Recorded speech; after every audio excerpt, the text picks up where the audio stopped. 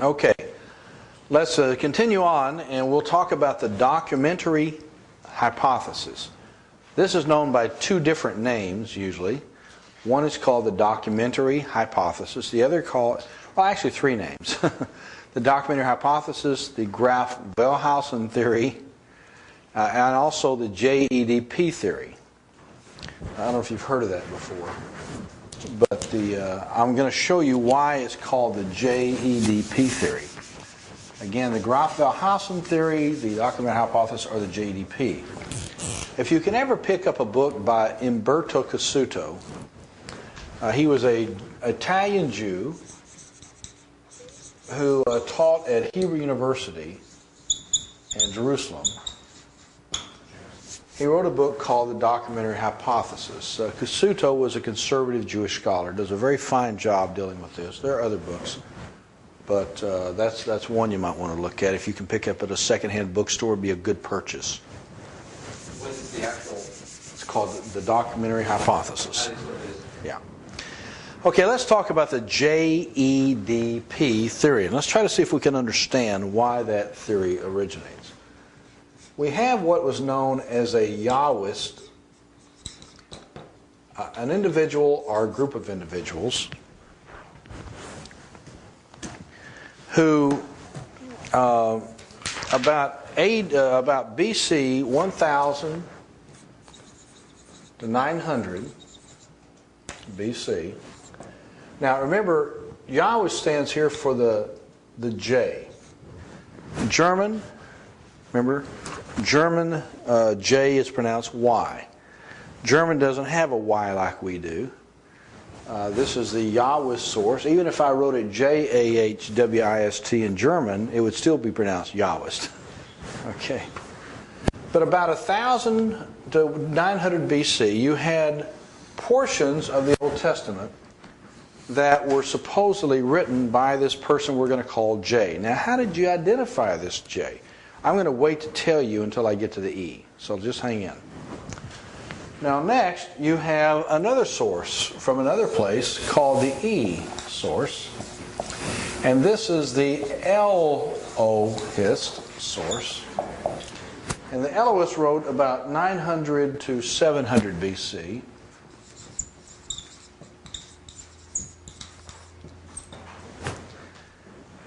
The Elohist.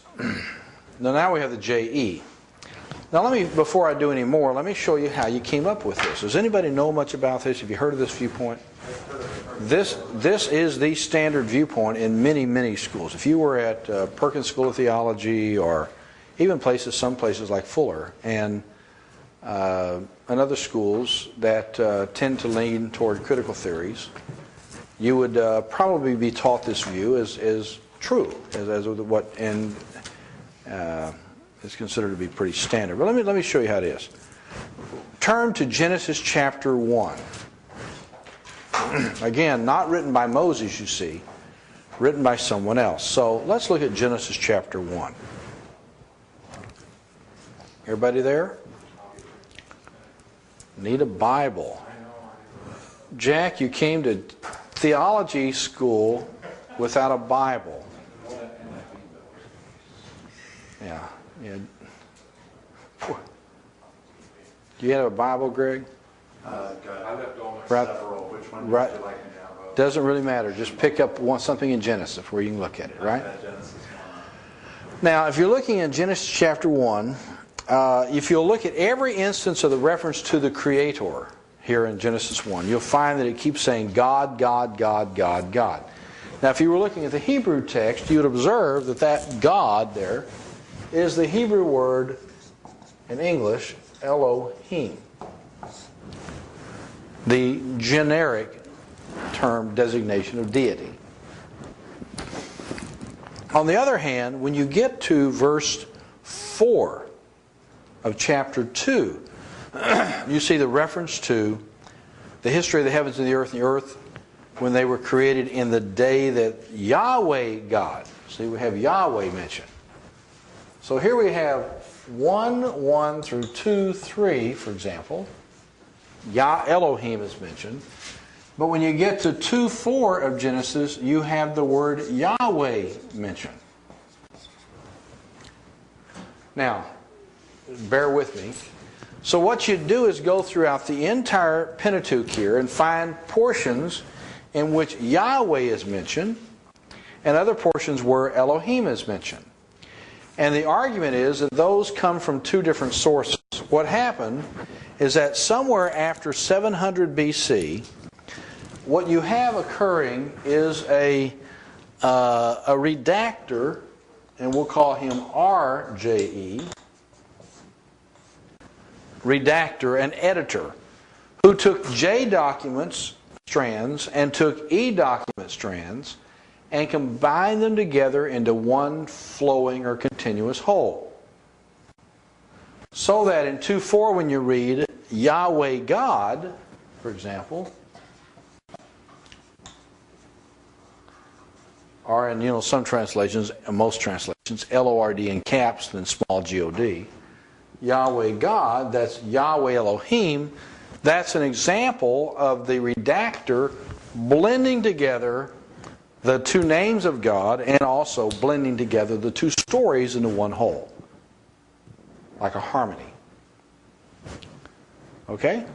That's the argument. Now, it's more involved than that.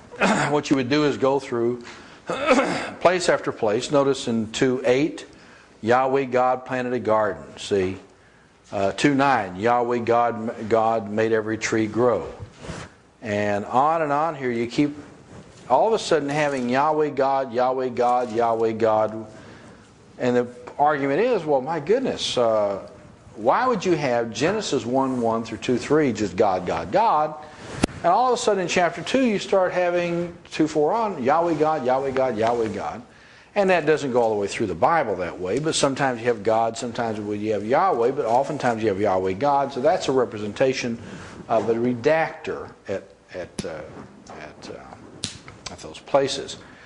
Now another argument connected to that I'll show you in just a moment is why would you have this concept of one God, one name of God, the other name of God.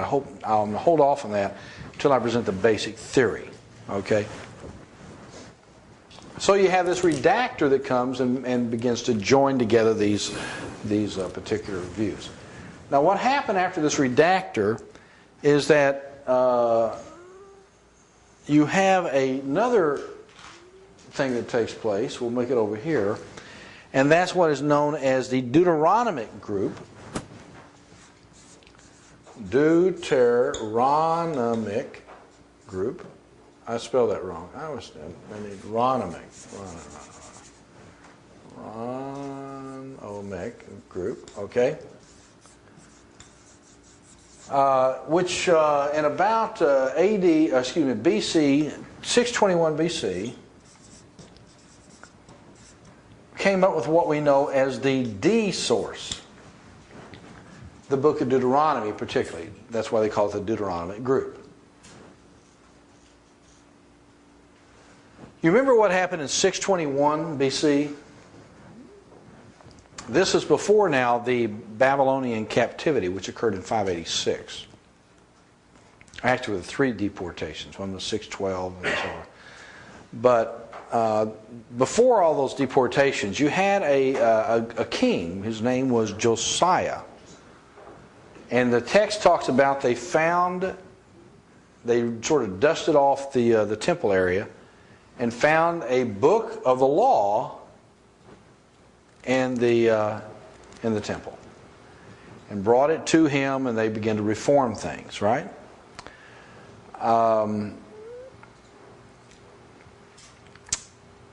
It's viewed that rather than really finding a book, first of all, the argument is that this book is Deuteronomy, not the entire law, or a portion of Deuteronomy. Some would say a certain portion of Deuteronomy. Others would be maybe the book. That they actually composed it, not that they found it. And so you now have another redactor comes along, the Deuteronomy redactor, and then what you end up now is a J, an E, and a D document. And lastly, in about 500 BC, this is after the captivity period, you have a priestly class, a group of priests who, after the captivity, they begin to refurbish and try to, restart the building of the temple, right? Nehemiah's working on the walls, Zerubbabel's working on the temple, and Ezra's working on the law, right? So you have these groups, and so a priestly class, about 500 BC, begin to come to the fore, and they have a, this is where you end up with the P for priest, priestly. And now you end up with what is known as a J, the E, the D, and the P theory. Does that make sense? That's what you're dealing with, the JEDP theory. Now that's the view. Where did these redactors come from? Oh, they just came out of the woodworks. I mean, we don't know. They're just scholars of the period that had portions of the text, and it's just, sometimes it's not probably one person, probably a group of people, like a school of the prophets, these kind of groups, who somehow came together and wrote all these things over a period of several hundred years. You see, you're going from 1000 BC to 500, about a 500-year period of time in which you're basically collecting and redacting documents. But you can see that none of this was written by Moses, which who had lived in the 15th century. Moses died before they entered into the land of Canaan, and he wrote, in my opinion, the what we think of the 5 books of Moses. He wrote those probably somewhere around, 1445 to 1440, someplace in there, and so, or maybe a little longer, but some period of time during the time before they went to Canaan. And Moses got to Mount Nebo, over in modern-day Jordan, and looked across, and by the way, from Nebo you can actually look across and see Jerusalem and Bethlehem and all these places. It's a long ways over, but especially if you take a pair of binoculars and look, it's sort of neat. You can sort of see the places, so you can get an idea what Moses saw. He didn't see Jerusalem as we think of it, but he would have seen the areas. And so anyway, this is the documentary hypothesis. So let's talk about the proofs for the documentary hypothesis. Why do people think it's true?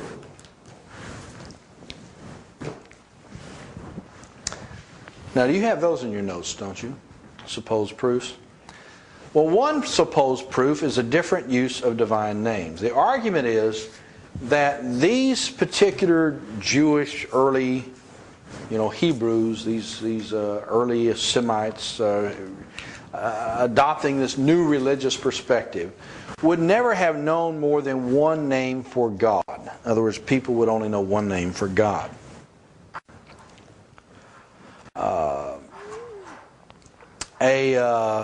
A second argument is that when you see the story of Genesis 1 and Genesis 2, you actually have 2 separate creation accounts written by 2 different individuals. See? Or you have the story of Abraham given twice. Or you have a similar story, for example, is it Jacob that has a similar occurrence also, I think, with him? So you have duplicate counts in the various stories in Genesis. Or not just Genesis, but other passages. Thirdly, it's argued, well, my goodness, you have different uses of terms. They don't use the same terms. And so it's an indication of more than one writer. Because we know that a writer never uses more than one way of writing something. And so the argument is that you have, for example, let me write this, let me get rid of this now.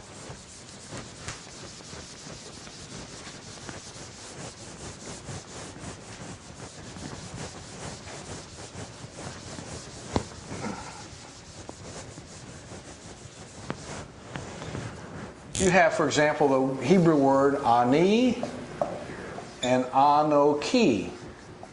And the idea, you wouldn't use, one author would use one word and one would use the other word. Because you wouldn't have a person that would write sometimes ani, I, and another person use the word I, anaki. They would only use one or the other. Because a person would never use variety like that. And lastly, the argument is that you have different theologies that are present in the accounts, so that perspectives vary among the books that you observe as the books of Moses. Are they implying by that they contradict each other, or that they're just different? That's not their concern. Obviously, they believe they contradict each other because they don't believe the Scripture is inerrant. But they would say that they do represent different ways of thinking that are in conflict. Probably, yeah. Well, how do we respond to this? Well, one is that higher criticism is logically untenable for different reasons. One is there what you call circular reasoning. That is, you posit that an author you posit that if you have two names for God in a given passage, that it's an indication of more than one author. And then you do your investigation and find all these passages with two names for God in it, and then you say, see what I told you. It's circular reasoning. You actually end up reaffirming your actual postulate. You don't prove your postulate, you reaffirm it by finding what you declared to already be there before you did your investigation. Circular reasoning. Also, the question of divine names. Why is it that you cannot have more than one name of God in a passage written by the same author? In view of the fact that all the nations around Israel, in their own documents, and by that I shouldn't say documents, but in the various monuments in which they engraved in stone, indicating the same time period, dual names for deities, why couldn't Israel do it? Other nations around Israel, Egypt and Babylonia, all these other nations around Israel, you find Amun-Re, for example, used. You find dual names of deity in their stela, their stone monuments and their inscriptions. And if they have dual names for deity, why would it be somehow an oddity for Israel to have dual name for deity? Stylistic considerations, it should not be surprising that an author will use different style based upon the particular subject area. For example, would you understand the style of a Leviticus in which you go into all sorts of ritualistic practices and detailed descriptions of certain things to be a different style than, let's say, the Exodus story? Or would you expect a different style and when you have a poetical portion of Scripture over against a prose? For example, Genesis chapter 1 is what is viewed as a heightened prose. It's almost close to poetry. Whereas Genesis 2 is more of a prosaic form. It's a prose, not poetry. And this is not uncommon to have a mixture of poetry and prose and different kinds, but authors oftentimes do things like this in modern writing as well as ancient writing. Linguistic considerations, synonyms are pretty regularly used in all cultures.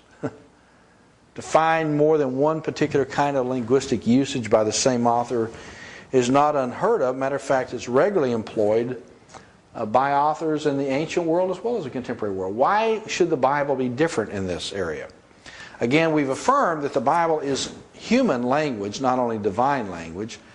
And the styles and the grammar and the vocabulary and all these things, even though it be the Word of God, it also is fully the words of human beings. Lastly, doublets. We all know that nobody ever makes the same mistake twice in a lifetime. So that you're only entitled to one error of a type in any given life. So you'll find a person, let's say, that's involved in thievery. Once he does it, he won't do it again. A person involved in unfaithfulness will never do it but with one person. In all these examples of life occurrences, nobody ever repeats the same mistake twice. Well, that's what we're saying. Why can't you have dual stories about the same person? If you'll read the accounts, we could go into them and look at them, with Abraham or Jacob or someone, you'll find differences among the accounts, some similarities, some differences. You find yourself in a situation, Abraham did not learn from his mistakes, which is not uncommon. Let me point you to a pretty good book. It's a little old now, but it'd be easy to get hold of, I think, by Kenneth Kitchen. Kitchen is still alive. He's professor of Near Eastern Studies, particularly Egyptology, at University of Liverpool, I believe. He wrote a book called Ancient Orient and Old Testament. Now that book goes back in the 70s, and so, but I still believe it's in print. But I really thought that was a pretty good book. There are some contemporary books also with these questions, but like Kitchen, like cooking and Ancient Orient and Old Testament. A good book to pick up if you can find it. He lays out all these arguments and does a very, very fine job of interacting. Matter of fact, if you look on your notes, I think under Radical Critics Wrongly Suspect Reliable Documents, some there, just about 2 or 3 things over. It's a little farther down in it's one of the lengthy quotes. I think I have Kenneth Kitchen's stuff there. Is that correct? Well, we'll come across it maybe in a minute. Let's keep going. Higher criticism is scientifically untenable. For example, there's no external evidence. Matter of fact, what you observe is that the kinds of doublets and stylistic variations and use of divine names that are in more than one divine name and linguistic, you find all these things that are being criticized in the biblical text, you find them in the documents and inscriptions of the ancient world around Israel. Everybody used this form. See, the Bible didn't come about in a vacuum where they wrote in a way that nobody else ever heard of. They used the conventions of the day. They come about, revelation occurs in the midst of history. So the biblical writers use the conventions of language and culture and all these factors that would have been understood in the ancient world. Okay? The only difference is that they were superintended by God rather than, but all the other human factors are not somehow done away with. There's no true objective evidence for what is known as a documentary hypothesis. It's merely a supposition. It's theorizing in a vacuum. The comparison of the Bible with the ancient world demonstrates the Bible is truly consistent with the kind of language. Mosaic authorship. What would you expect if you have a guy who supposedly was reared in Egypt as a prince of Egypt and also nonetheless had received information regarding his heritage as a Jew, or actually at that point a Hebrew, not a Jew. A Jew comes from Judah, the tribe of Judah. So that's really more after the split between the kingdoms. But if you had a Hebrew who was reared with the heritage of the Hebrews and yet reared as to be a prince of Egypt, would he not be able to write? Of course, it used to be said that Moses could not have written because people couldn't write in those days. And of course, as soon as they found writing that predates it 1,000 years, all of a sudden that went out the window. One day again, I'm going to write a book called, Errors that Biblical Critics Make. But these kinds of things, I told you about the Hittites last time, I think. So, you find this stuff, you say, where do you find it? In France, they were, during the period of the great atheistic move in France, they used to write, they had books after books in libraries over there showing all the errors in the Bible. Most of those things have evaporated by now. But the problem was they just simply didn't have enough information to work with. As a matter of fact, what has been amazing in Israel recently is that every time you turn up a spade now, it seems like we're getting something new. Now they found the tablet on the first temple. Although it's being destroyed by the Arabs, if you were to go to the Temple Mount, are actually digging up all the first temple layer where the mosque is being put. They're tearing all that stuff out, throwing it in dump heaps outside of the city. And that's where they are finding the treasures of the first temple period. Because the Arabs would they would love to destroy all of it to sort of deny that there ever was anything there. And they have the same circular reasoning problem too, where they say, well, my goodness, so there never was a temple here, and we find no evidence of one. And of course, they won't let them look to find any evidence, and so that's proof that there isn't any. So, but nonetheless, Mosaic authorship makes a lot of sense. If you had a prince of Egypt, he would know how to write. He would understand the history of what we're dealing with here and the traditions. He would be someone who's skilled as an administrator. A prince of Egypt would have to know how to do that. He would be skilled in international treaty and law, which you see representative of the books. All those factors you would expect of a prince of Egypt and a Hebrew are resident in what we think of as Genesis, Exodus, Leviticus, Numbers, and Deuteronomy. Matter of fact, very few people could have actually succeeded in the way that Moses did with the problems he had. He really was trained. The 40 years in Egypt and the 40 years in the desert, by the time you put those two things together, he was extremely well trained to accomplish the task of not only producing the Scripture, but also accomplishing the task of leading the people of Israel. Of course, even he finally got fed up with them. But now, New Testament authorship, oftentimes there's no exact theory like the documentary hypothesis in the New Testament, but nonetheless there's a view that, for example, Matthew did not write Matthew, Mark didn't write Mark, Luke didn't write Luke. Most of the books are discounted. Oftentimes are put into the 70s and 80s and 90s and 100s. It used to even be argued that John was written in the late 2nd century until they found a papyrus that has a portion of John's Gospel that dates to the early 120s. And you got to allow time for the original writing. You got to allow time for the travel. And since John's written 30 years before the finding of the manuscript itself, it'd be very difficult for him not to have written it before then. So that again is another theory that went out the window because as the evidence comes up, the theories that reject Scripture go out the window. But again, as soon as they are proved wrong on one, they're on to the next. Very difficult to change the heart of disbelief or unbelief. New Testament authorship, same way. Very few of the books. Now, most scholars recognize that maybe Paul wrote his books, but not all of them. 1st and 2nd Timothy and Titus usually are reviewed as 2nd century. Some of the books are not, but a good portion of Paul's. Okay. Any questions at this point? Everything clear as a bell? Did you address begging the question? No. I just they really make arguments where they really have nothing to work with. It's like little dogs sniping at things. Methodology of much historical criticism. 1, the Bible is suspect until evidence is found to support it. And that's just what I said. You will never ever get a person to believe the Bible who must require, as part of his acceptance, that everything must be proved in the Bible by something external to the Bible before it will be accepted. Too many thousands of things here.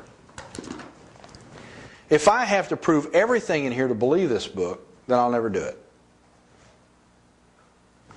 Now, like I say, if you could demonstrate genuinely and historically that major arguments of this book are just fallacious, then there'd be no reason to believe it. But you don't have to know everything about the book. I tell students sometimes, you don't have to know everything to know something. Matter of fact, there's much about the world that I don't know, but I think I do know some things. You don't have to know everything to know something. And you don't have to prove every portion of Scripture to be able to know that it's accurate. You move to a deductive argument. If a book continually shows itself to be accurate, then it should receive the benefit of doubt. It should receive the postulate of innocent till proved guilty.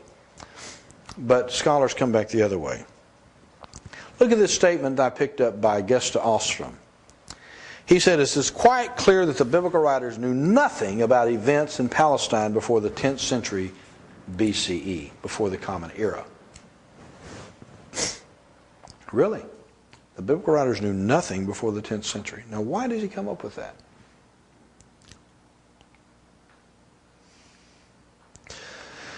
Well, it used to be argued, for example, that Solomon didn't live. It's argued by some scholars that David didn't live. Of course, now that we find inscription with David's name on it, indicating the house of David, it would seem that people within a very short time of David thought he did. When you find these things, all of a sudden you start pushing it back. But let's face it, do we have evidence, for example, of the Exodus? No. I'm sorry. I also don't have an archaeological exhibit of Abraham's tent. Certain things were not important enough to the people who had them to preserve them. I mean, they didn't preserve tents for, say, well, I want to be sure and put this aside and mark Abraham on it so people 2,000 years from now will have something to prove that Abraham lived. You don't do those things. It would surprise us if we had record in Egypt of an Exodus. Very surprising. Matter of fact, if I found it, I would doubt it. If I found it, I would doubt it. You know the why? Because the Egyptians regularly and always excluded anything in their official records or monuments about any defeat. You think they're going to put in their records and their monuments based on that practice with everybody? Even when they lost wars, they won them. They never recorded a problem in their history. They always were successful in everything they ever did. You think they would put in their stones, Egypt was brought to its knees by the God of the Hebrews who were our slaves, and we had to send them out with our goods and blah, blah, blah. You think they're going to put that on their monuments? It's not on the pyramids. That's not why they built them. No, they didn't build the pyramids. They built the pyramids for themselves. They glorified themselves. And so it would surprise me if I found evidence in Egypt of an Exodus. Now, we might find some evidence by tying together facts. Looking at time periods. When was Egypt great? What happened to it that it ceased to be great? You know, can we piece together problems? You know, there are things like that you can do. And then you can say, well, this is consistent with what we know from the biblical account of what occurs. In other words, when you have the fact that you have not long after what we would understand as being the time of Moses and the Exodus, for some reason uprises a monotheistic religion in Egypt. Why? Why did the worship of the god Ra become so important in ancient Egypt? See, why do you have a king called Thutmose? You know, why do you have to explain what happened with Hatshepsut and the fact that you have one who should have been the king doesn't end up being the king in Egypt? You have a lot of incongruities in Egyptian history that seem to be consistent with what we know in the Exodus account, what occurred with the Jews or the Hebrews. It's somehow akin to the word Moshe or Moses. Now, I don't know. It may not be significant. But you do have what are at least interesting things that seem to happen. Plus, we know that after the late 14th, early 15th, the late 15th, early 14th centuries, remember going backwards, that Egypt never rise to prominence again. I mean, something major happened in Egypt that basically brought them to their knees militarily. And as far as diplomatically, something happened. So, and then you have to explain the fact of, well, why don't we have, as some people why don't we have moccasins? You know, why don't we have shoes that we have? And where's all the evidence of all these crews roaming around the desert? When you know how the desert covers up things, And you know that also that you don't... Moses and them did not build monuments and towering buildings in the desert. They were a nomadic people for the 40 years. You don't leave a lot of remains as a nomadic group. You're roaming around, pitching, tents go up, tents go down, tents go up, and just there wouldn't be much evidence. Plus, over a period of time, anything that was there would be covered up by sand. I told you about the aqueducts over there on the western shore of modern Israel. Nobody even knew they were there. These things are gigantic. I mean, they're several people tall. I don't know, 5, 6, 7 height of a man. Nobody even knew they were there. How could you miss that? They were covered over with sand. Finally, somebody came across it, and they started digging it and saying, "Man, what's this here?" And they kept digging, and finally got this big structure that goes all the way. It goes a long, long ways there. It's the aqueducts that took the water from northern up in the Mount Hermon area all the way down to Caesarea. Several miles. I don't know how many miles, 30, 40, 50 miles, whatever it is. So... Did they excavate the whole aqueduct? Just a portion? Can be a lot of work. That's why I asked. But nobody even knew it was there until somebody came across it. So, I wouldn't expect to see results of the Exodus. Now, there's a whole discussion of coming into Canaan. Where is Jericho? You only have 2 cities that were burned. You remember them? Yeah, Ai and let's see, Ai and I think was Ai burned? No, I think it was Hazor, wasn't it? I have to go back and check. Maybe I'm wrong on Ai was that. the second one. Yeah, it's the second city they went into. Yeah, but was it burned though? I don't know if it was burned. See, Jericho was burned because why? It was under the ban. They weren't to take anything out of it. It was dedicated to Yahweh. And I don't know if Ai was done that way, though. I'm not an Old Testament scholar, and They saw the smoke. When you see the smoke burning from the city, then send me it back. maybe so. Joshua said, Maybe it was "See the Ai. smoke." Israel crosses the Jordan, memorial stones, second generation circumcised. Sin of Achan, fall of Ai, and here we go. Let's see. So Jericho was the first one, and they burned it. Utterly destroyed all the inhabitants, only livestock and the spoil of the city took, and so forth. And he burned Ai, made a heap forever. There it is. Okay, good. So it burned Ai. But he didn't burn all the cities. But I know more about Jericho. We're not even sure where Ai was. There's about 3 major sites that people think Ai, and I don't know enough about Old Testament archaeology to know, but I've been on 2 of them. But Jericho's, everybody knows where it is. It's pretty evident, and it does have a burn level, and a big debate about that. But you have these biblical accounts, and you have biblical cities. Now, listen to the statement here by Kromolkov. I picked this up of a man who was a Russian scholar. He said, "Does the failure of a team of archaeologists to find a late Bronze Age stratum at the ruins of ancient Dibon lead to a conclusion that there must be something missing there? Conclusion that no one probably was at the site between 1300 and 1200 BCE, which means before the Common Era instead of BC.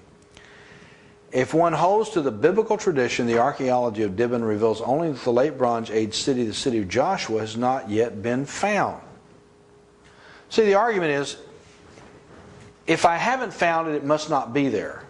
Whereas the other argument is, if you haven't found it, look some more.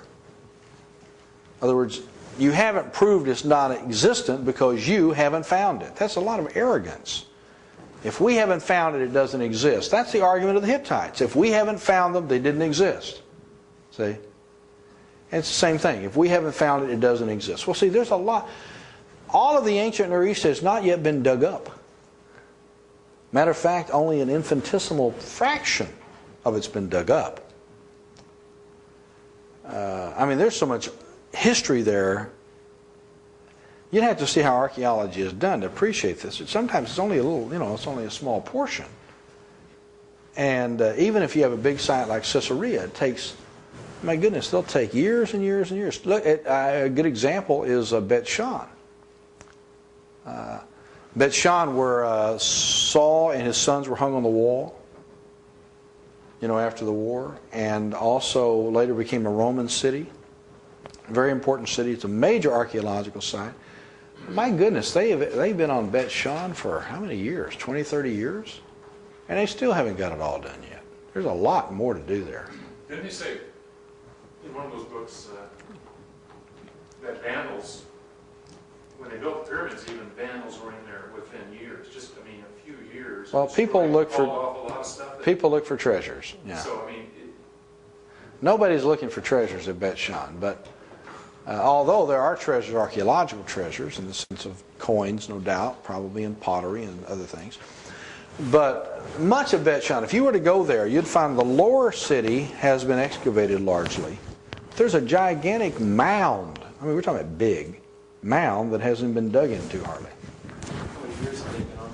I think they've been digging to Bet Shan for, I'd have to take a look, but I think it's been about 30 years. And what size of a group of people are working on it? It's always usually small, maybe a few dozen maybe at max. Maybe not even that many. It depends. Go look at Jericho. Jericho was found at the beginning, the late portion of the 19th century, I think, when they discovered Jericho. And people have been working on that forever. And very little of Jericho has been done. Now you go to a site like Ephesus, it has been largely reconstructed. But you've had every university in the world almost going to Ephesus doing excavation, and millions of dollars have been put into it. Tens of millions, no doubt. So, you have to have that kind of investment. All I'm saying is that because we haven't found it doesn't mean it doesn't exist. There's a little bit more work to do over there. You need a few thousand archaeologists with a few $100 billion, and you could probably go over there and do a lot of work. Even then it would take you years to put it together. That's why I'm so excited sometimes when you find some things like, it hasn't been too long, we found the ossuary, the bone box of Caiaphas, the high priest.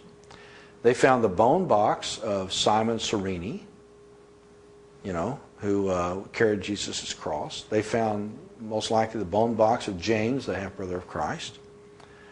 Now they found this tablet of the temple, first temple.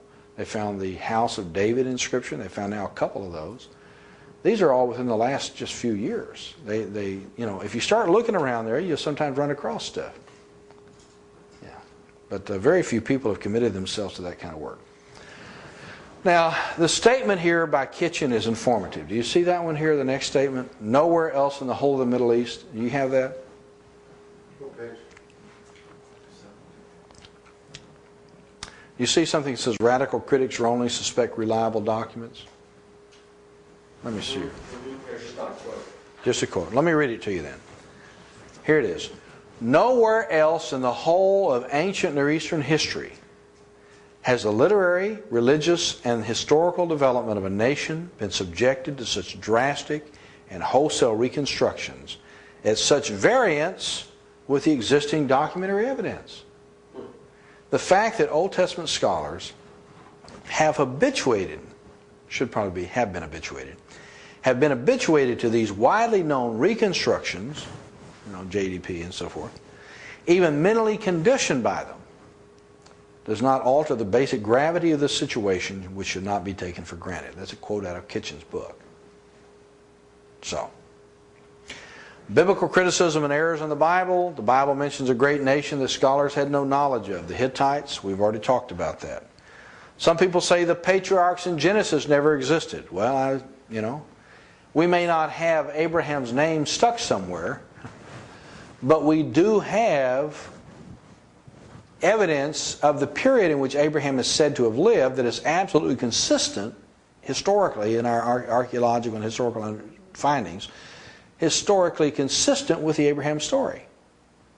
So when someone wrote, theoretically, hundreds of years later, before modern scientific investigative tools, somebody apparently 1,000 years later who wrote this, for some reason had an uncanny understanding of the period that we have now investigated and found to be consistent. You see what I'm saying? What's the likelihood of somebody in that period of time before our modern investigative tools would have written an account so closely connected to what we know to be the facts 1,000 years later? See? The exodus from Egypt to Canaan didn't take place. We've talked about that. Moses could not have written the Pentateuch. We've talked about that. The grandeur of Solomon's reign is exaggerated in the Bible, supposedly. Well, we're finding more evidence now that it may have not been such a exaggeration. More and more evidence is coming to light about the time of Solomon and about the fact of the majesty of the kingdom that he ruled. And so that will, I think, be more as time goes on, especially if we ever get the Arabs off the Temple Mount. I'm waiting for something internationally to happen to make that happen. You realize in 1967 when they went in and took back their city, they took over the Temple Mount, arrested the Arabs up there and took them off. And they were already having synagogue on the top of the Temple Mount. And the Arabs were assuming that they were going to get rid of the temple. I mean, to get rid of the Dome of the Rock and the mosque, get rid of it, and build their temple. They assumed they were doing that. And there you have a secular Jew like Moshe Dayan who says, well, if we give them back the Temple Mount, that will probably appease them and make them more friendly toward us, and we'll not have so many troubles now. What short-sightedness. It didn't help a thing. And they could have gotten rid of that thing and had their own place. It's like mixing with the Canaanites. You never satisfy people through appeasement. You know, they should have done it, and I wish they would do it and get rid of it. I mean, they're going to be mad at them anyway. They're going to have homicide bombers anyway. I just go take it and get rid of it. Someday, though, biblically, it will be gone. I don't know if that has had several earthquakes over the centuries. So maybe there'll be an earthquake, or maybe there'll be a mistaken missile hit the wrong place, or I don't know what. But I think France and Germany could put some NATO troops over there. In Israel? Yeah. On the Temple Mount? Yeah. Not doing much good anywhere else. No. Well, you know, it's important that France be with us because we need somebody to go to teach the Iraqis how to surrender. Yeah. So, anyway. I'm having less and less appreciation for the French. When I spent the summer over there at the International Institute of Human Rights, International Institut Droits de l'Homme, all I heard was left-wing, leftist, UN. It was America Bash Day every day. America is always being bashed every single day. I got so tired of these people. What happened when they sent us that beautiful Statue of Liberty? Was that a lapse in this general way of thinking? Well, at that time, that was a beautiful compliment. It was a wonderful thing. Yeah, it was. It was. That's right after the United States and France were involved together in a war. The France, remember when the French killed off their intelligentsia, it's probably taken them a while to lose their entire gene pool, but they have problems today. Anyway, that's another issue besides this. I get on international politics sometimes, especially in view of the situation going on today, and I get frustrated with these people. But let's keep moving. The Bible presents a non-scientific view of the world and its creation. Matter of fact, if it presented it in a scientific terminology manner, I would be very suspicious of a book written in the 15th century BC. A book 3,500 years ago should not be using Sputnik and protons and protons and amoeba and shouldn't be discussing about all the kind of things that we do in modern science. It's written in the language of the day. But remember, I think I mentioned this to you one time before. You can have a creationist who does not believe in evolution, nonetheless use the term protozoa, the first living. which assumes an evolutionary view in the use of the term. But you can use the term without investing it with the meaning. Because you're using the terms in vogue, what are being used. But then you have to move it another direction. Moses did the same thing. He used the terms of the mythological creatures of the Middle East, or of the Near East in those days.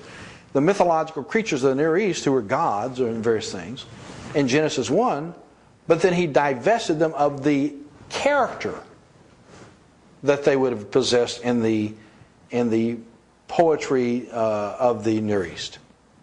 So he used terms but did not bring in the meaning. And that's what you do when you at our creations talking about prozoa or some other things. Luke spoke of a census that did not take place supposedly by a person who was not a governor and people who did not have to return to their place of birth. How was that again?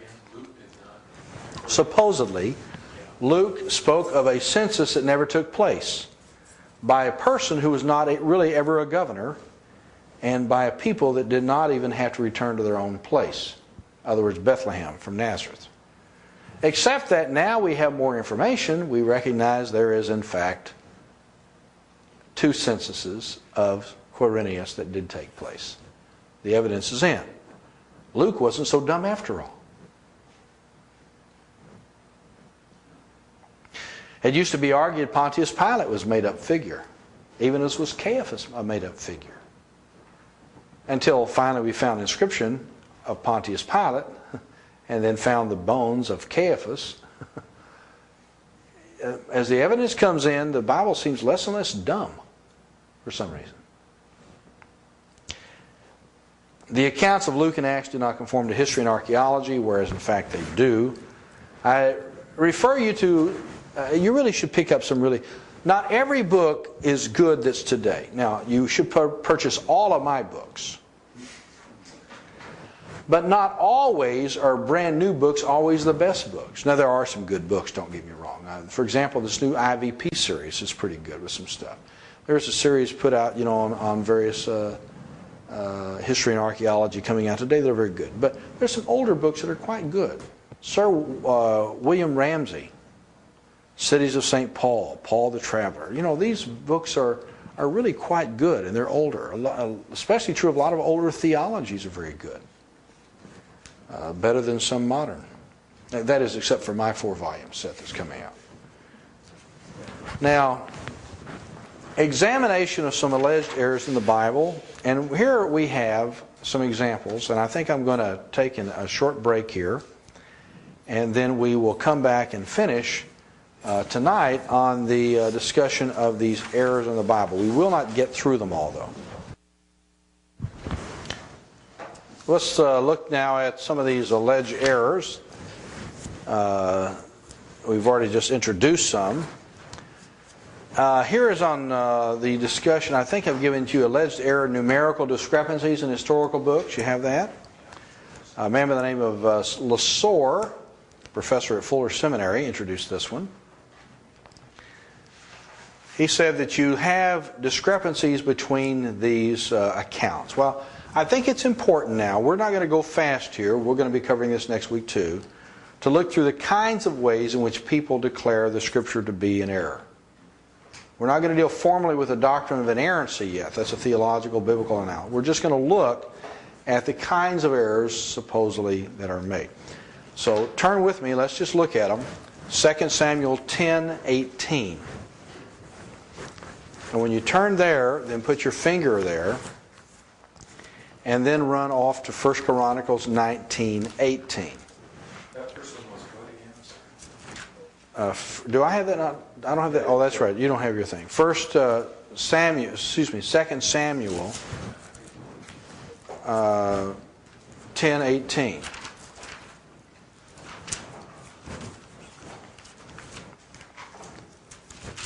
And when you get 2 Samuel 10:18, when you get that one, then run off to 1 Chronicles 19:18.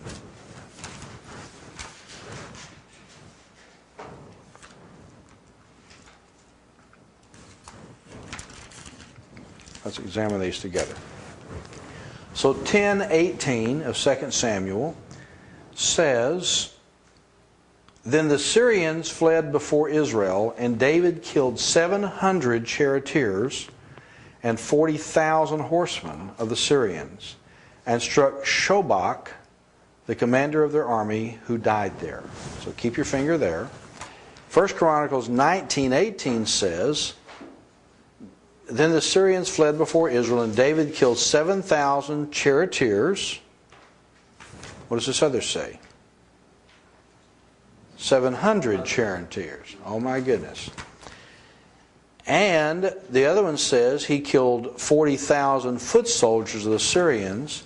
The other one here says 40,000 horsemen of the Syrians. You see that? So one is 700 charioteers, the other is 7,000. And one is 40,000 footmen, the other says 40,000 horsemen. Now I debated a guy on a secular radio talk show in Dallas, Texas, who wrote a book called Biblical Errancy. Big, thick book. If you ever want to listen to the debate, I've got it on audio tape. But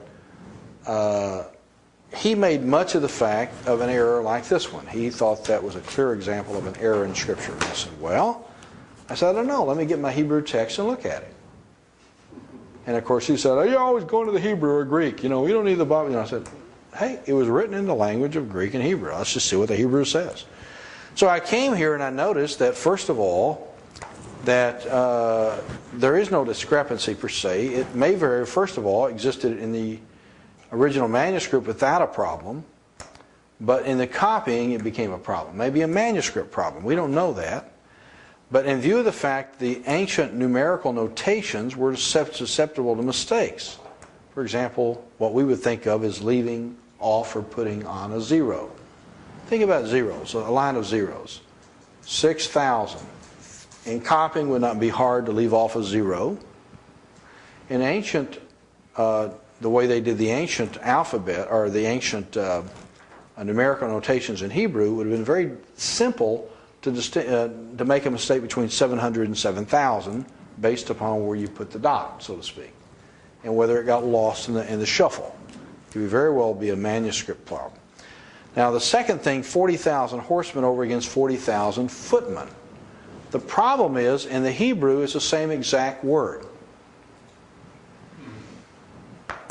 The person translating 2 Samuel in their English Bible from Hebrew, one guy put horsemen.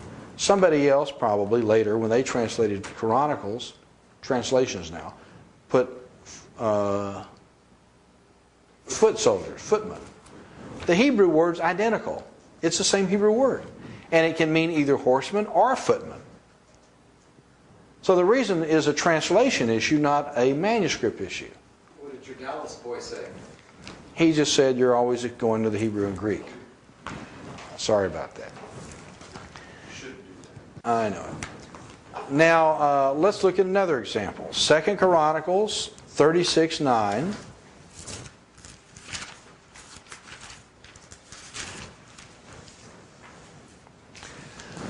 With 2 Kings 24:8.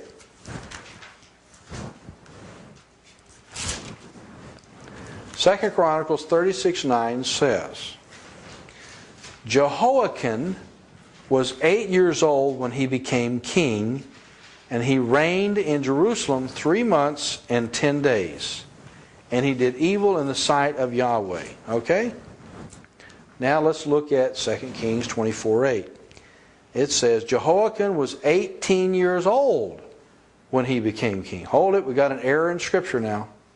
We know it's there. Because in one place it says he was 8 years old. The other place says he was 18 years old. Okay?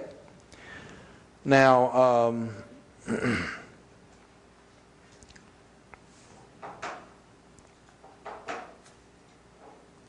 let's see what I had here in my notes. Some Hebrew manuscripts, Septuagint, Syriac, and 2 Kings 24:8 read 18. So the fact that manuscripts vary here, some of which listed as 18. So it may very well be then that what we have again is a manuscript problem, not a problem with the actual manuscripts.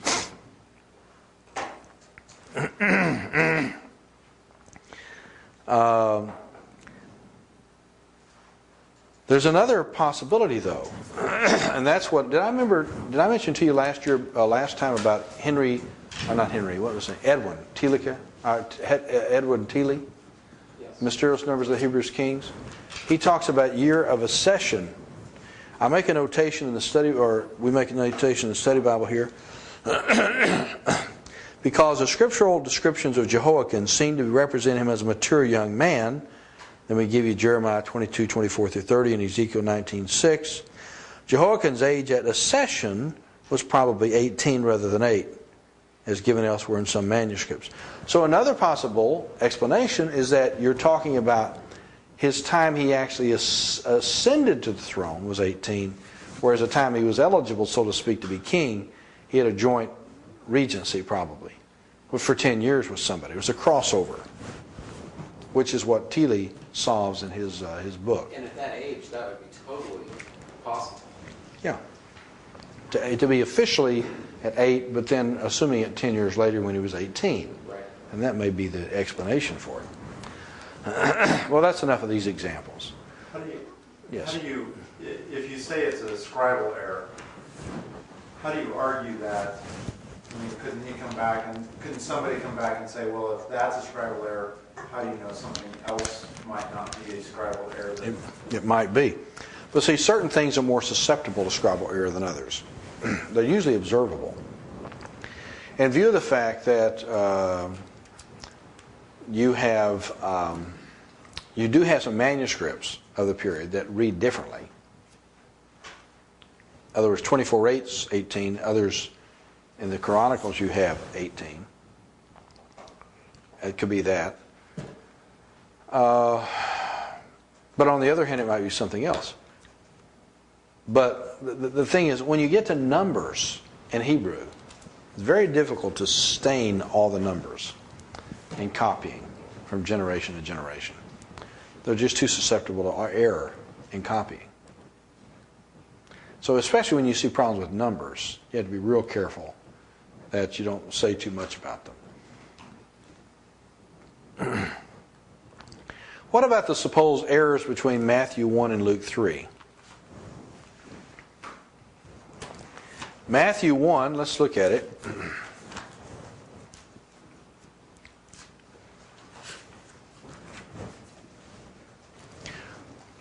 Matthew 1, I looked at Malachi.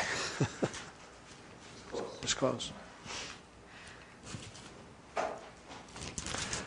Says, the book of the genealogy of Jesus Christ, the son of David, the son of Abraham.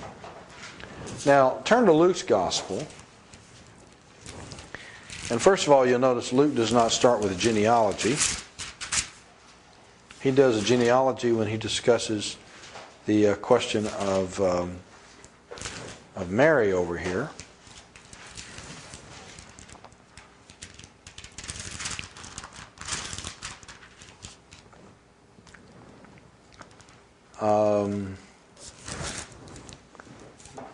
Luke 3. Let's see, where am I? 20. Oh, there it is. There we go. Get a little farther.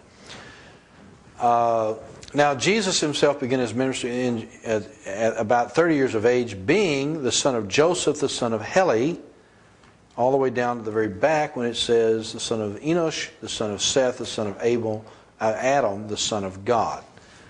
So Luke, first of all, does it in reverse order. Secondly, Luke takes it all the way back to Adam, whereas Matthew takes it only as far back as David. Now, why would Matthew take it back to David and Abraham, whereas Luke would take it back to Adam? Could it be in their purposes?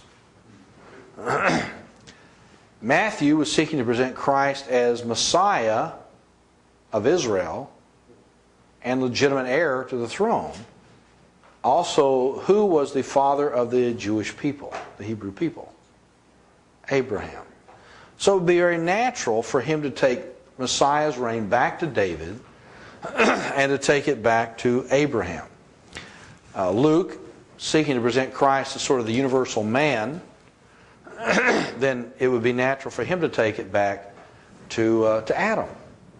See? What verse are you using for Luke? Chapter 3, verse 23. 3:23 through 38. Okay? Now, what about the fact that that we have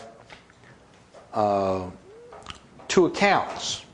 See, Matthew's gospel gives the lineage of Joseph, the legal father of Jesus, but going through Jehoiakim, interestingly enough, who was told in the Old Testament, predictively, that no one from his seed would ever sit on the throne of David again. So if Mary had come through the lineage of Joachim, in other words, through Solomon, Jesus would have been ineligible to be king. Rather, Mary's lineage back to David goes through Nathan. Not the prophet Nathan, but through another Nathan, if you check it back, which means that he was physically from the line of David back to David, but he was legally through the line that goes back through Jehoiakim back to Solomon to David. So that's actually a perfect fit. Joseph doesn't need to be the physical seed of Jesus, for then you wouldn't have a virgin conception. Right. But he does need to be the legal seed to give him legal rights. Whereas Mary then is the physical bearer. It's a natural kind of following. So this is also understood in the early church. Church fathers recognize that Matthew gave the line of Joseph, legal father. Luke is the line of Mary, his mother. Okay?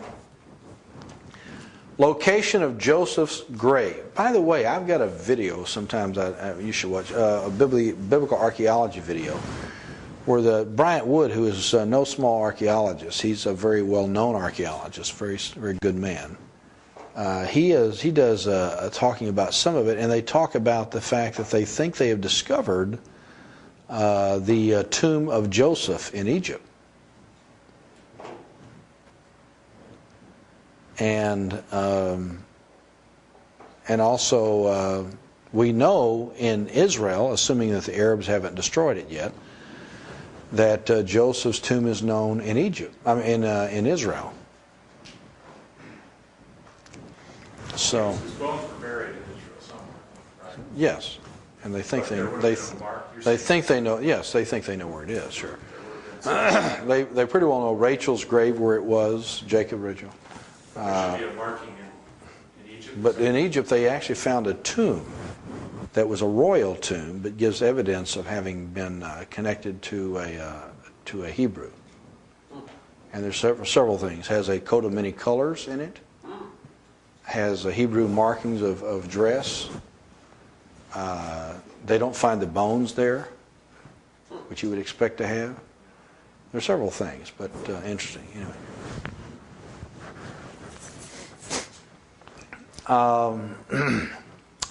Now, Acts 7:16, let's look at that. Acts 7:16.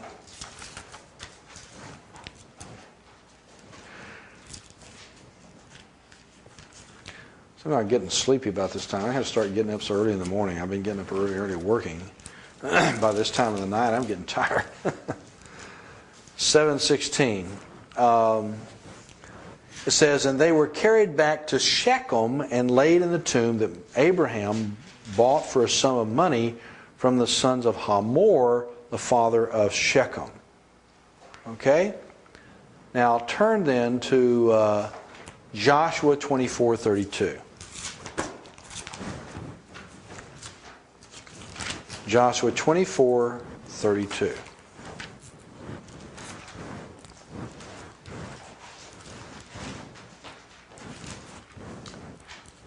And it says,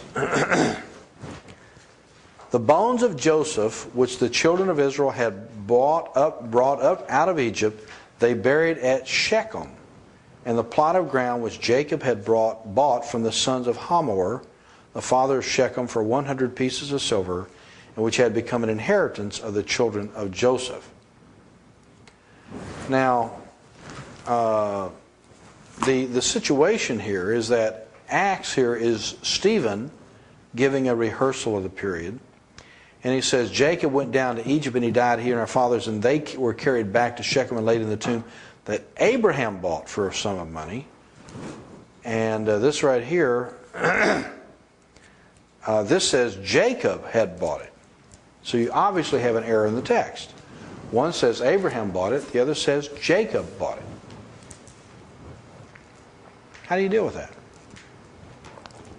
An obvious error. Stephen got it mixed up. I mean, he didn't know the Old Testament well enough. And so when he spoke, he thought he was thinking it was Jacob, and actually it was, or actually he said Abraham, and he thought it was Jacob. Well, the problem is that the parallel case of Isaac confirming with Abimelech his right to the land where the well of Beersheba was dug is similar. Look at 26 of Genesis. This is an example of the kind of thing you can see. Genesis 26. 26 through 33.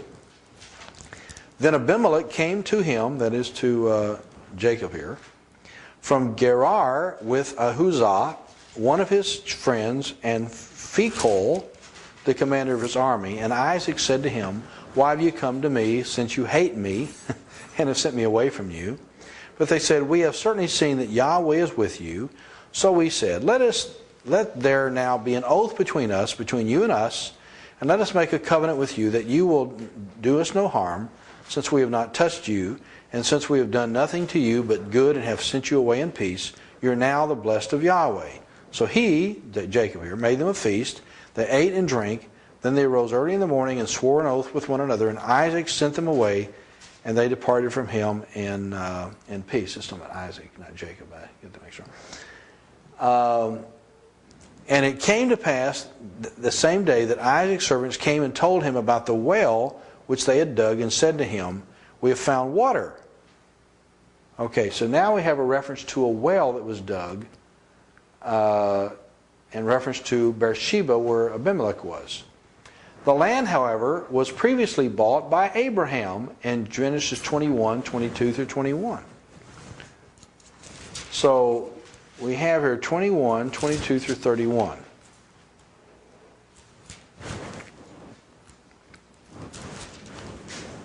Okay.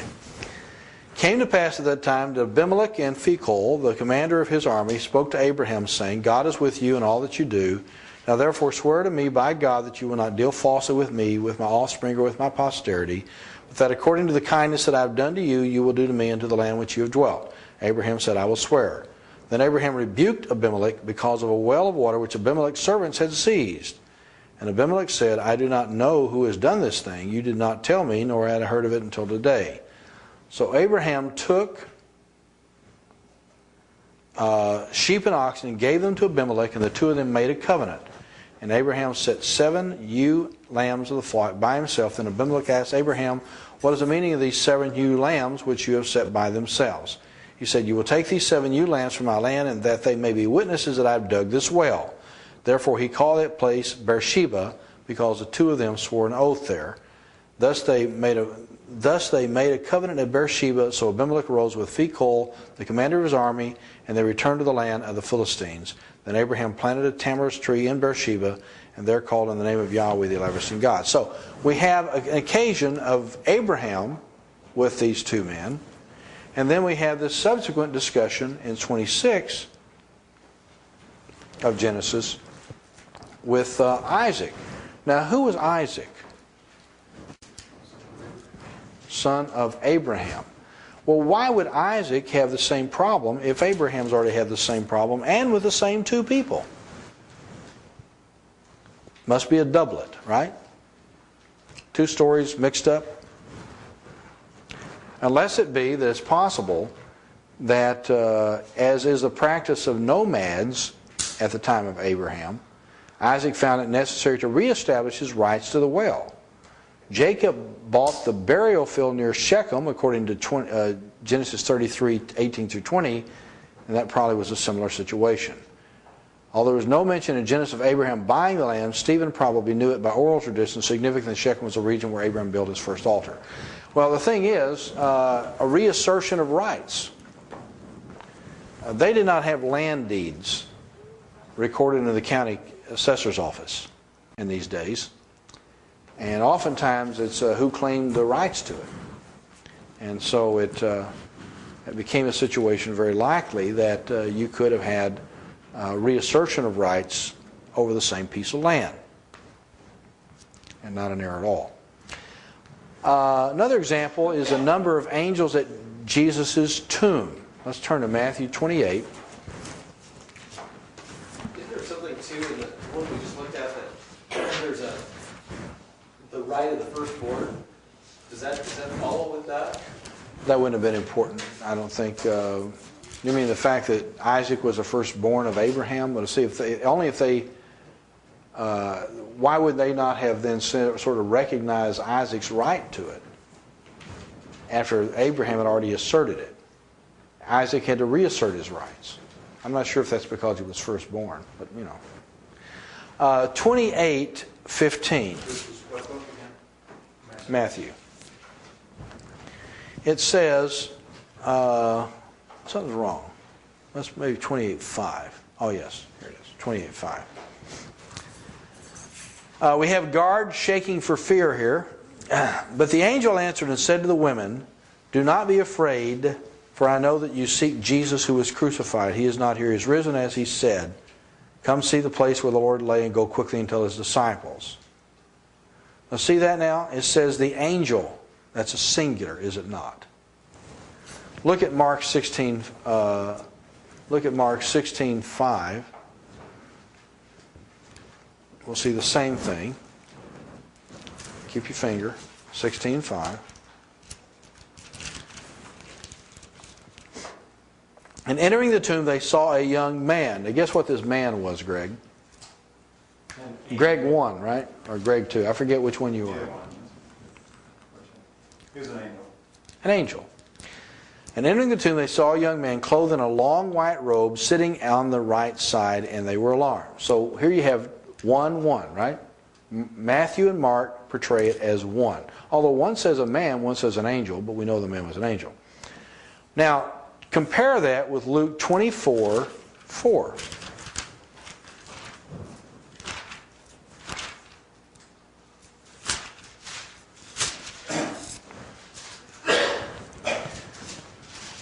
And it happened as they were greatly perplexed at this, that behold, two men stood by them in shining garments.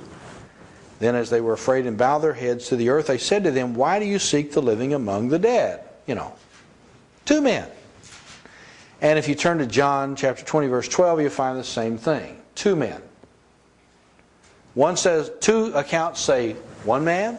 Two accounts say two men. So which is it, one or two?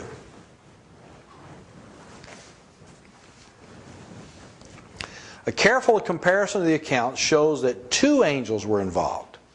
Although the one angel that performed the miracles of the earthquake, rolled back the stone, frightened away the guards, and spoke to the three women at their first approach, was probably the more prominent of the two, thus leading Matthew and Luke to refer to him specifically. Parallel instances occur in the Gospels regarding demons, like in Matthew 8:28 versus Mark 5:2. Blind men, Matthew 20, verse 30 versus Mark 10:46, where the prominence of one being in each instance led some authors to record the presence of just that one being when there were actually two. Now, one is different from one and only one. Right, only one spoke here. Yeah. There were two there, but one carried on the conversation. He's sort of the emissary, as it were. You can have two people and one do the prominent, and one do the prominent talking. Matter of fact, if you'll think about it, even when Paul and Barnabas were identified as Hermes and Zeus, the attention was upon Paul because he was Hermes and he's the one doing the talking, remember? It's not uncommon to have one person prominent. And see, one does not mean one and only one. If it said one angel and only one, then you got a problem. But without that, there's really no problem here.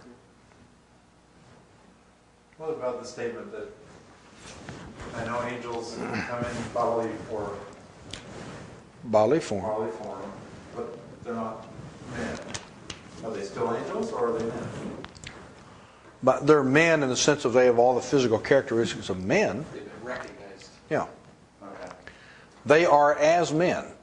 The only thing is an angel does not take on all it is to be a man. For example, he takes on all the physicality of being a man. But being a human being is different because you have a spirit and soul also. And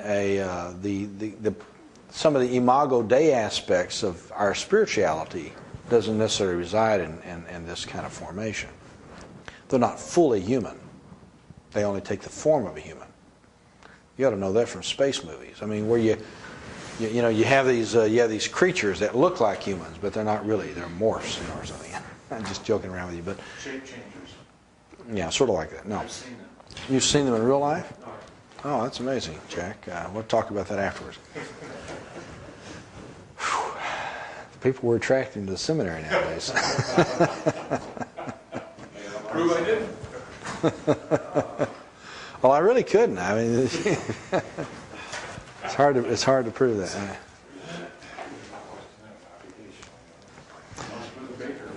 Okay, the source of the potter's field reference. Look at Matthew 27:9. Matthew 27:9. It talks about the potter's field. And it says in these words, "Then was fulfilled what was spoken by Jeremiah the prophet, saying, and they took the 30 pieces of silver, the value of him who was priced, whom they of the children of Israel priced, gave them for the potter's field as the Lord directed me."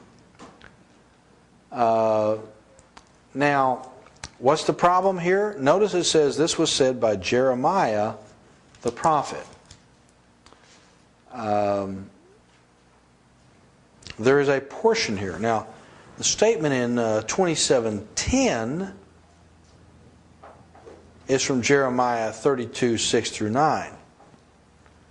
But what about this 30 pieces of silver thing? Well, I'll tell you what. Go to Jeremiah 32:6.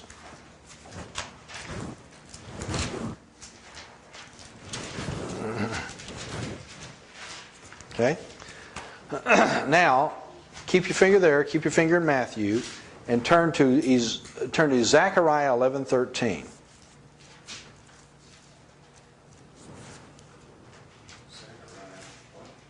(11:13).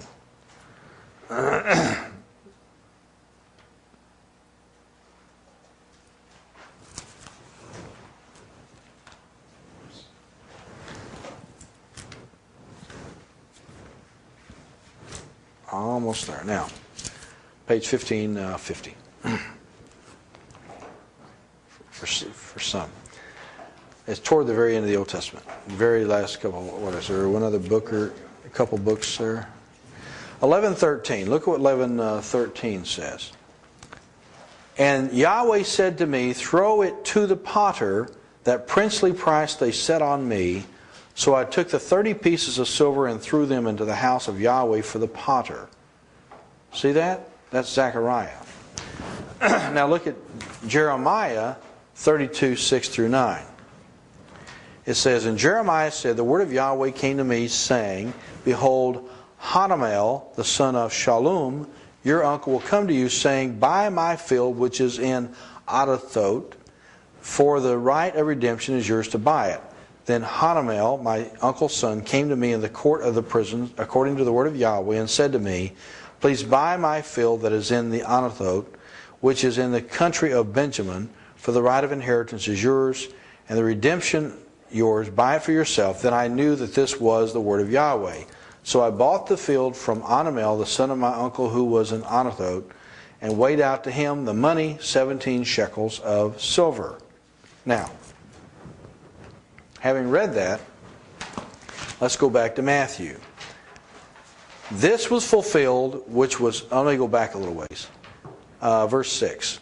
"But the chief priest took the silver pieces, the 30 pieces, and said, "It is not lawful to put them into the treasury because they are the price of blood." And they consulted together and bought with them the potter's field to bury strangers in. Therefore, that field has been called the field of blood to this day. By the way, if you go to Israel sometime, you can see where it is. Everybody knows where it is. Then was fulfilled what was spoken by Jeremiah the prophet, saying, "And they took the silver, 30 pieces of silver, the value of him who was priced, whom they of the children of Israel priced, and gave them for the potter's field as Yahweh directed me." Actually, it's 10 that's from Jeremiah, whereas 9 is from Zechariah. That's the problem. Okay. How's that? I just thought we proved that, Jay. Huh? Matthew 27:10 is from Jeremiah 32, 6 through 9.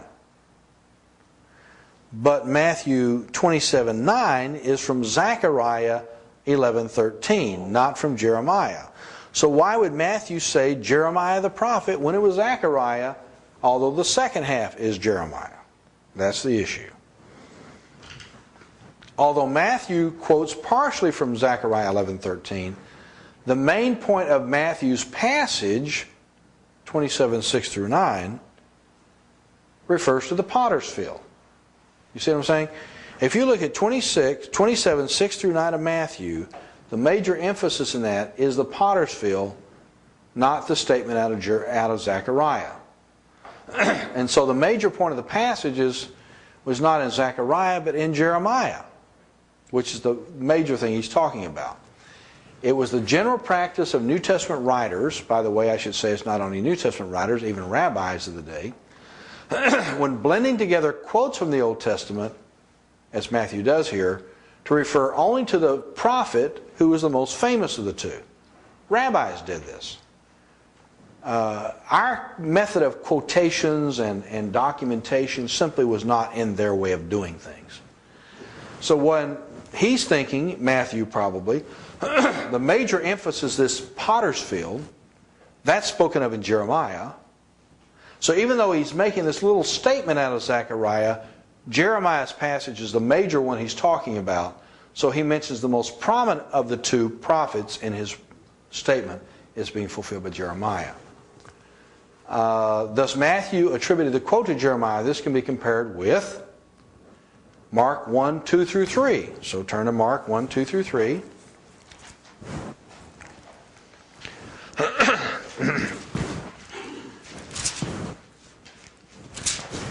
Where it says,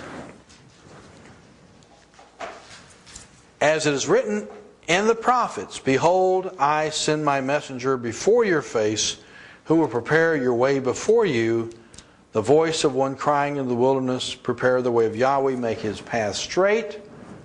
That's actually a conflation of Malachi 3:1, Isaiah 40 verse 3. But if you read this is not a problem in the New King James, but is a problem with probably the better reading. The better manuscripts probably read Isaiah the prophet. Okay, I was just going to say, because actually the other verse specifically says Jeremiah. Yes, and if you take the Byzantine reading here, the TR reading, as being the prophets, then the conflation of Malachi 3:1 and Isaiah 43 would make sense. No problem, the prophets, without mentioning their names. But probably the better reading of the Greek here is really Isaiah the prophet. And if that is the true reading instead of the other, then you've got a problem, except for the fact that Isaiah is the more prominent of Isaiah and Malachi. Did this occur very often? It occurs in the rabbis, it occurs in the New Testament. They just do it that way. They quote the most prominent of the two. Okay, that's not an uncommon practice. They understood what they were doing. So you cannot make them do it the way we do it. They have to conform to our way of doing it, or they're in error. See? It's the same kind of problem you run into when the Bible speaks about whales being fish. And everybody knows a whale is a mammal. No. Because to the Bible, fish are things that swim in the sea, birds are things that fly in the air, and animals are the things that walk on the ground. They use taxonomy based on habitation. Modern science uses taxonomy based on the theory of evolution and relationship physiologically. Modern science and its taxonomy, how it classifies animals, is not better than the Bible. It's a different classification system. They say if you swim in the sea, you are a fish. They're not talking about how they give birth. They're talking about their habitation. See? So some people say, oh, the Bible's wrong, you got whales as being fish. No, you're wrong because you're using questions not of habitation but of physiological structure to determine yours, and you're wrong. See, it's a question which system you use. That's how we're dealing here. If you have a system that's different, it doesn't make it wrong. Okay, that's all we're going to do for tonight. And we'll take up with...